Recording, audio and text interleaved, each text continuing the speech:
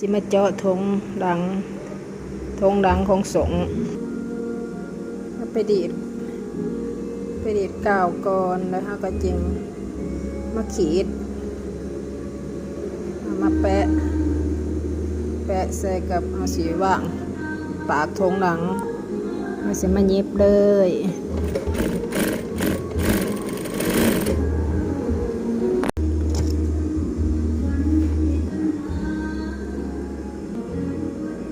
เย็บแล้วเราก็จะมาตัดเลยตัดตามมุมกำแจไปเดี๋ยวเราก็เปลี่ยนเต็งถัดไปเลยเดี๋ยวเราก็เย็บทับเต็ง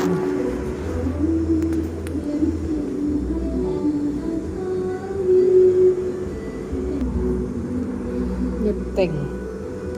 แล้วก็มาเอาแผ่นแทะใส่มาปัดทับพับเย็บมันก็จะเป็นธงดังแล้วสำเร็จติดธงดังสำเร็จ